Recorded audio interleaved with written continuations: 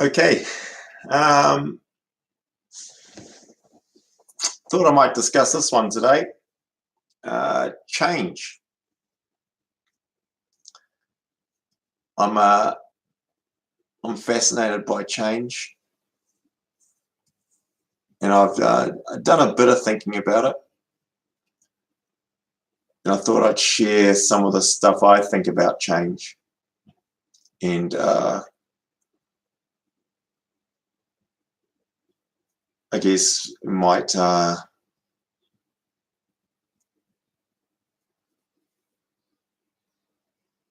help if I share the process I went through to do some of those things. So I thought about change, and I thought, how come it's so difficult to change? And some of the stuff I went through was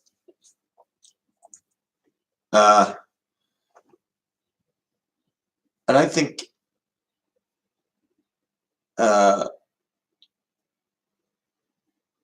it's naive for us to sit here and judge someone that person doesn't know. Okay? So what I mean by that is someone who is really overweight, extremely overweight, that person knows that. And furthermore, they know what's doing it, right? And they know what they need to do to stop doing it, right? But they don't, or they can't, or they're unable to. Okay? And that sort of fascinates us, right? It's like, it's just confusing. What do you mean? You know? What's another? You can be educated on the subject, have lots of side effects. I guess smoking is one that they look at. There's plenty of research done. There's like 10 to 20 reasons not to, and yet the person that is, or people that are, will continue. And that's inherent in humans for anything, for whatever nature, you know. So for me, what I woke up this morning, I did my normal habits. That's what I was doing. Am I going to change them this afternoon or tomorrow? We go through the system of why, what for, what are you talking about, you know. So if we think about it a little further, let's do the caveman thing, and we go evolutionary process. Animals don't do that, right? Most animals we see live, and the habits that they're taught or inherited or just did, right, generally continue on until they die, you know. So if you have a puppy and you feed it a certain way, it will do that habit and that cycle until it dies. It will not divert. If it gets its food, if it's comfortable, I suppose, if it's got somewhere to sleep, it doesn't actually need a lot, right? If it's got those two things, the rest doesn't matter. right? It'll sit there and look at a blank wall all day, you know. Or you can say, well, it's got a backyard, it'll scrummage around that backyard and do all the thing. You put a bowl of food out here, it'll come to get that bowl of food at a particular timeline. It'll even know the time to come. It'll eat it, and it'll go out and it'll do that until it dies. Not too much diversion. Yeah, the only diversion it'll have is it'll want to breed. It'll want to copy itself, right? Those bits will be inactivated in its head. Eat some energy, drink some water, and mate. Once it's done those urges in itself, if it can't, it can't. If it can, it can. And once that's done, it's done. It's over. Right? And that's its entirety. Nowhere in there was let's think about something and change, right? And the reason it won't even, if you don't bring the food out, it will sit there and wait. I mean, I've heard it might even wait there until it dies of starvation before it goes. It got nowhere else to go. Just wait here and die, right? Won't even change, won't even forward think that. Unless you can sniff around and find something else to eat, it's still contained in that same habit cycle, right? Won't defer too much further, you know, for what its means can be. So that's one animal. We can go to Africa, and I think all those animals do a similar thing. You know, it's only an event that creates them to change something. Otherwise, they die. So I guess that's what natural selection does, right? You live, you eat your thing. You died if it didn't work out. If you live through it, perfect. You carry on, stay with that trend. Some of yous die, some of yous live. All right. What deviation had you done? That deviation, you carry on. So I guess that's the reason why it's so hard. We're going against our evolutionary processes, right? Our brains get wired. This is the process. This is to do it. Rock on, man. Now, as humans in our society, we're getting into this change where we're looking to change change our whole lives, change our whole way of being for whichever reason, without dying first or just dying off and letting the ones that are living that way live that way, right? We've got ways it's like an awesome system going on here. But it's still evolutionary, very difficult, which is what's fascinating about it, right? So I think that's relatively comprehensive. That's what's going on, and which is that. So that gives us an answer to how come it's difficult. You know, it's difficult for animals to change. Sweet. So what's required in change? You know, we seem to be emotional beings, as I've mentioned. We seem to have our brain, our physical, and our emotions. So they're all intertangled, and they're all not keen on change. So, so what gets us to do it? What gets us to change? And there's two types of change, right? Well, the type of change is we're here now, we're doing this today. To change would mean to stop doing something. If we look at change in that perspective, and to start doing something, right? To stop it or to start would be a change. Otherwise, it would be the same, you know, for this particular one-dimensional stuff. And then so why don't I stop doing that particular subject matter, or why don't I start doing that? Right? So there's a couple of reasons. We ask questions of why. So you do your research, we learn, we get information, we observe and we learn and we see. So that's handy. And so we might sit there and learn, observe and see. And that still ain't enough to stop or start, right? So if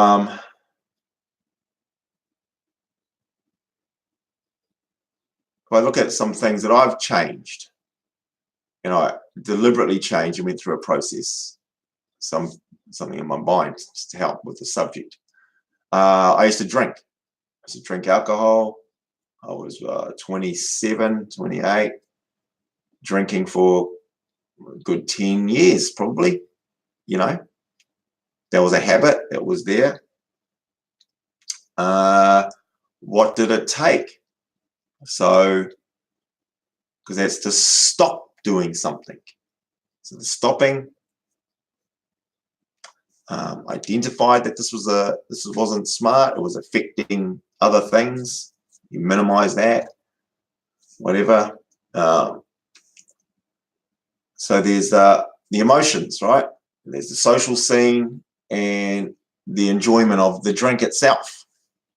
I analyze myself on that change as take away everything else. When I actually physically drank the drink, the beer or the wine or the rum or whatever I was drinking, didn't actually like that. It wasn't like, oh, give me one of those. I feel it's going to, So my journey with quitting drinking, I stopped 15 years ago or something. 100% stopped. Like, we're talking zero. Might be 18 years. Anyway, I thought, well, with the emotion part, so I had the research, had the history, had the regrets, and had the financial thing. It was just dumb on all those levels to continue drinking this stuff. It made no sense. So I went for the zero method. I tried let's just cut back and do whatever. I was too good at that. So I went zero. So zero alcohol. And looking back on it, I thought it was easier because zero, as I said, I didn't even enjoy the taste. So it wasn't that hard. Like I didn't drink during the day, didn't drink, most days of the week. It was just the social side of the socialism of it, which is back to the emotions, right? The emotional part of it was really the only thing. So I had to go through that journey, and that was all I had to tackle. And that wasn't easy to tackle the, the routine, like the dog. I get up Friday night, go to the guys, stand there. This is the ritual we're going in. We're drinking that. I like that for you. No thanks. I'm good. Get the answer to that. Like, you're a poofter. You're this. What the hell? This won't last. All right then. Fuck. Go through all those toing and froings. Lose some friends. Whichever. I stick to zero. I have to communicate this because next week they're asking again. And I got to stick to it. Consistency, because once you start, you're now back in, right? So I did the zero. I don't know if I was planning to zero forever, but I guess 18 years now, so it's going on there. I've been in all sorts of situations between yesterday and then. So it's a reasonable timeline, right?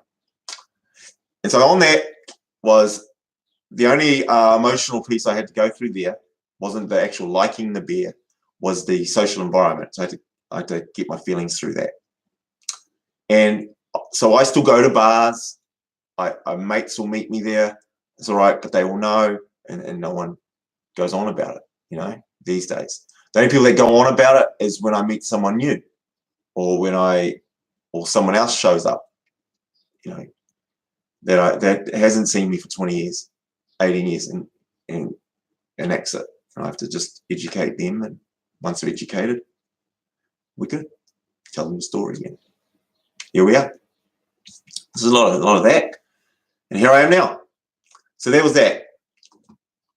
So that was change, big change. Lots happened, changed me a bit in that area, and then there was that. So then I woke up about this second piece, the next big change in my life, I guess, since that project was food. Food was an issue. As I said, I was 120 something kilos, and I'd fluctuate ups and downs, you know. And so what was that? What was going on? So it was obvious to everyone else. For some reason, it wasn't obvious to me. It was obvious to me. I just found a way to continue my habits, and you know. So this was another stop something, right? Stop doing something. And then I had to do the whys, the what ifs, and the emotion. But the emotion here was stronger. Okay, this was like way stronger, way stronger. It's still there now, if I'm honest. Way stronger. Alcohol, yeah, it's like a brand of drink that I take to, so I'm fine with that. But food, whew, next level going to this stuff.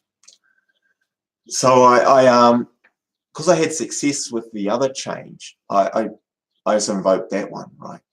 And it's interesting because this had a different journey though. So I had a different journey for a couple of reasons. I could go zero on alcohol. You know, water's there. It's still all right. Zero on food as just a food. Can't do that really. Not going to survive too long with zero food, just to make it simple, right? So I went, and it took a while, and I went, right, let's do zero on the most obvious stuff, right? Okay, if you're not going to have zero everything, let's zero out. Let's do some zeros. Let's break them down. It isn't for everyone, but I found this was like the cold hard truth of stuff. So I went zero ice creams, a zero fast food was a good one to start with. So no McDonald's or KFC or Burger Kings or any of those types of fast foods. So fast foods was out. I still go to a restaurant, or I'd go to sushi or Subway or Japanese, if you like, Japanese, Chinese, but I'm specific, you know, the vegetable stuff and rice, you know. So that got me, it's not zero, but it took away that they're not even an option. Doesn't matter who goes, how I go there. Same as the alcohol. I can go to KFC with everybody, sit there, but I don't have any of it. It's just nothing there. I'm there for you. You people, the people. I can do the people thing. I don't. People can bring KFC. I had people bringing KFC here the other day. I just don't have any of it. They get a bit offended for some reason, but you know, that's another story, right? So those takeaways are gone. Ice cream gone, or sweet, you know, cake, lollies, biscuits, chocolate biscuits, plain biscuits, any of those types of biscuits, all your lolly groups, all your fizzy drinks, zero, not required. Fruit juice gone. Chocolate gone, 100% gone. And my rationale there was not required in the system. The human didn't need it at all. So I started with that 3-ish years ago. Almost getting to the day of that, November-ish. I got it in my diary, so I wrote it down, put it down. That was this benchmark, and I had 0. So I had horrible time for months through this. Still have trouble now, but anyway. So honestly, through my writing, so the truth is required in this. Hand on heart, truth of the whole matter. 0 ice cream, 0 biscuits, chocolate biscuits, Mellow Puffs, all those biscuits. 0 lollies, no chewing gum, no other things. 0. 0 fish and chips, 0 things. Take away fish and chips. I have fish at home. No chips. So fish I have. Sorry. 0 chips, hot chips, cold chips, potato chips. 0. 0 chocolate ice cream. 0 chocolate bars. I've had a protein bar that's had like carob in it, peanut butter. So if you want to say that, well, see, you've had it. Okay. I don't eat freaking 50 of the damn things. I have a protein bar like one every 3 or 4 months, maybe. It's a maybe. That's why I'm trying to be as honest as I can. Right. But they're not part of my, I'm okay to have the old protein bar. The main reason I don't have protein bars is they're expensive. So that gets ticked off for another reason. Right. If they were cheap, mate, they're on the list. It's fine. I can have protein bars. I'm eating the damn things probably. Chocolate's cheap. Can't have it. Damn. Or compared to it. Anyway. So that's what I did, right? So 0's on that. And oh man, the difficulty to stop that to be consistent with it. Especially in the first while. I'd wake up in the middle of the night. I could smell Easter eggs. I could smell chocolate. I'd go to the supermarket and I'd just be looking at these things thinking, what am I doing to myself? Why am I doing this? And I had to really, really, really go with it. So change, I figured, I know change is so difficult. It gave me another level of awareness for myself anyway. It's easy to say, oh, I can quit that. I can give up that. All right. Whatever. And I find myself saying that to myself now. Whatever. So those are 2 kind of examples of going through change, and they're both similar examples, right? As in take away. I was doing those, and then so the graph was very easy. Now there's a negative thing to it, and one of the side effects of that happening was what changed from those 2 examples was spending habits. Those 2 big things created change in my spending. So on that same thing, I was spending what I got on the food, on the social, on the thing. So the money I was earning, what was going out in a social bill, was it probably that much, say, socially? Through the change of that, changed my bank balance, right? My bank balance, because the hell am I going to spend my money on then? And overnight, well, in the last 3 years at least, 18 years with 0 alcohol and 0 social commitments that come with the alcohol, it creates more social environments. So if it's $40 to go to that, it's $40 to go to that, $40 to go to that, $30 to go to that, $50 to go to that. The calendar just gets filled with those social things which have alcohol and food and entertainment attached. strip those out, it's very seldom. And even if I do go, it's entertainment only. The food and the drink, I ain't having that. So that's not $80 worth of that. And I'm not buying for others. Oh, it's not only that yet. The scene is not spending on myself, it's I'm not spending on everyone else. If I am there, I'm only interested in what's going on, in the actual event itself, or the people that are there. So from that it created that change.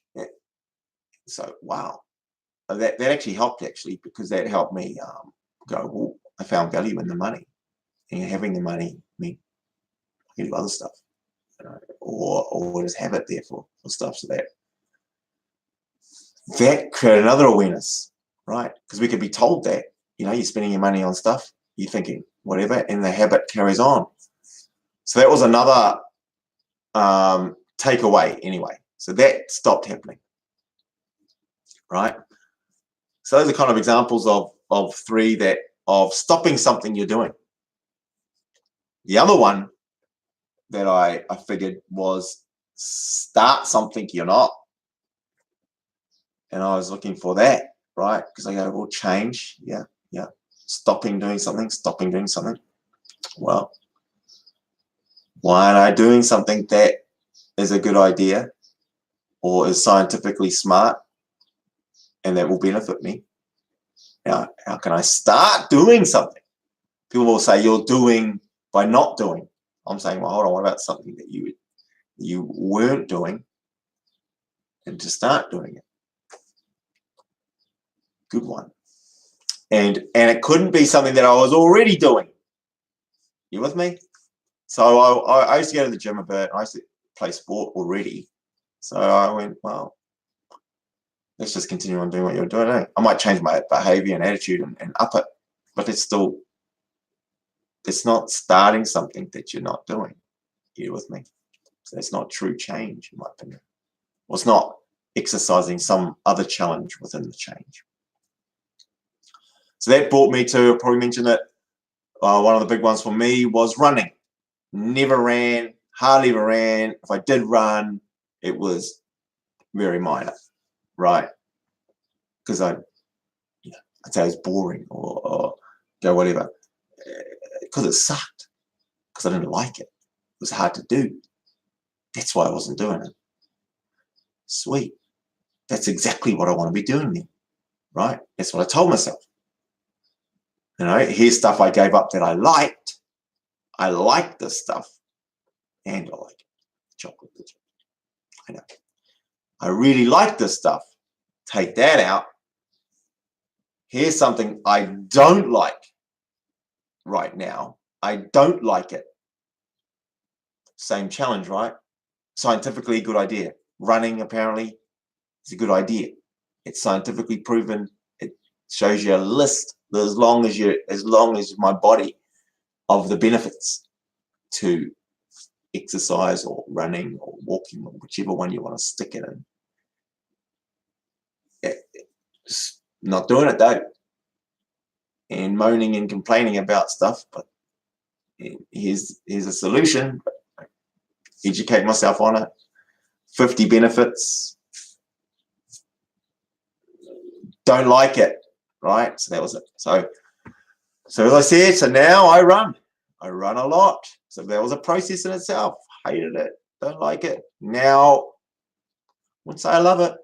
I'm still not there yet. The love ain't there, but I appreciate it and I enjoy it. I enjoy it. I enjoy the challenge of it. I enjoy that part of it. So now I can run, as I mentioned, for a couple of hours. I'm not a great runner. It's fine, but I'm consistent. I ran this morning an hour. I run probably, well, not probably, I can tell you I run 4 to 5 hours a week. How's that? 4 to 5. Every week for 3 years. I think that's been. So do the math on that. Some weeks is more. Never less than 3 hours. Never. So yeah, that's the numbers.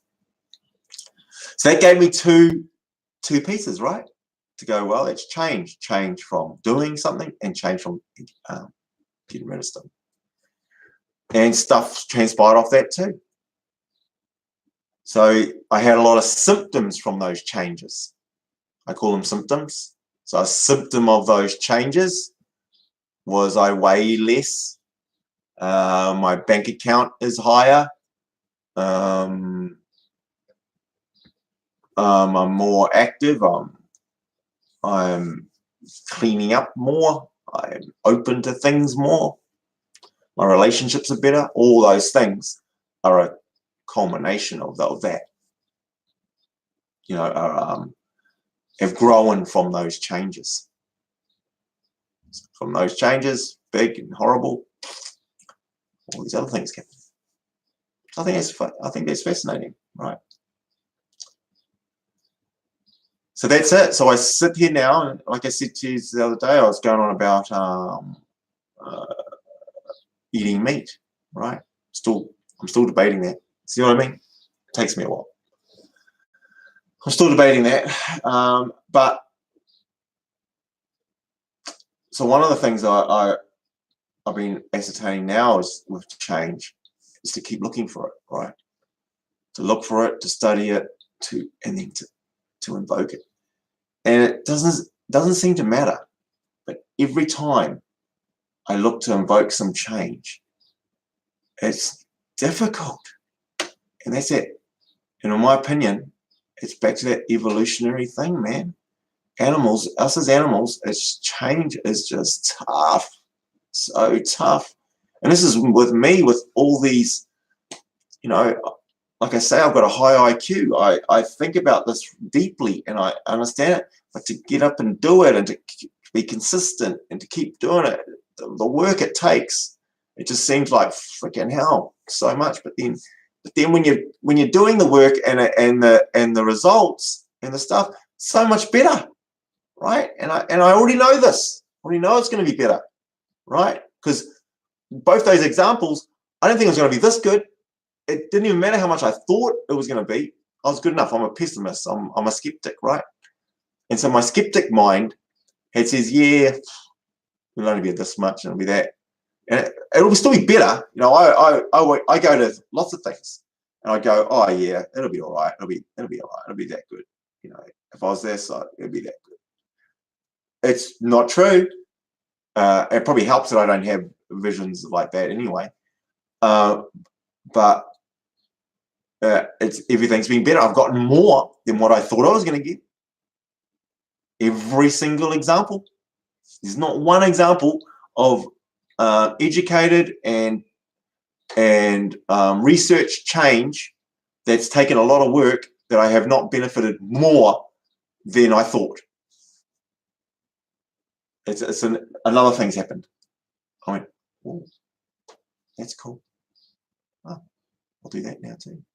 From buying clothes. Who cares? I wasn't into clothes. Well, there's a reason you weren't into clothes. You didn't fit the damn things very well. They felt crap. Now I'm out there bloody. What's this shit? What's this shit? You know, freaking hell. I wouldn't give a rat's. I had the same singlet on for 20 years. What are you talking about? Any of that crap? All right. Now I'm freaking thing. I mean, that hurts the bank balance. I'll be honest. So I have to be careful about that. But still, I feel better about those things now. You know, that's just that, and it's obvious to others, but it's it's not a spin-off that you think, yeah, who cares? It's not a big deal. So maybe it's not a big deal that I got a nice shirt on or a shirt that I enjoy and I feel good in. I can go, well, it's not a big deal. All right. But it's better. It's more than you got now. You know, go into photos or go and see people. I'm not conscious of nothing. I'm actually present. I'm thinking about, what are we going to do? Or what's the conversation? So that's great. Yeah. So here we are now. And I go, well, where's the next one? Here's the next one. freaking out. And I have to do it from feedback. I have to do it from research. I have to do it, and I have to really listen to feedback. So the piece I'm going to go down now is this bloody one thing that I don't do. Here we go. So it's going to be harder. It's harder, and that's why I'm using this. It's as hard as it is to stop doing something. It seems to be a lot harder to get up and do something. That's a better idea, right? I don't know if you guys experience this, but the doing is freaking far tougher than to go, oh, let's stop doing that. Stop eating that. It's fucking hard. Stop eating this thing. I mean, crikey. What do? Just talk about it. It's so hard to stop. And, well, how about starting to do something then? Freaking out. You know, that's another. If that's hard, starting something. So anyway, it works out that I have not cooked for myself ever in my life. I'm 40-something, am I 48? 48 years old and not cooked for myself consistently. Consistently for myself.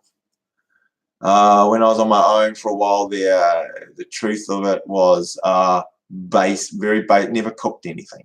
No, it was microwaving is, if microwaving something is cooking, then that's me. It was microwave or less. Less than microwave meant cold, meant leftovers, meant takeaways. Never get that, put that there, cook that. No. I could do a barbecue. Okay, if you want to throw a barbecue in there, I had that. I've been able to do a barbecue. All right. So that's my benchmark, because that's where I'm at. And so it works out that bigShow the God has identified over 48 years that cooking for himself, and this is where it gets horrible, and the others. It's bad enough cooking for myself, right? At least in there I go, oh, who cares? I'll just make a little bit of that. Done. And for the others in the house.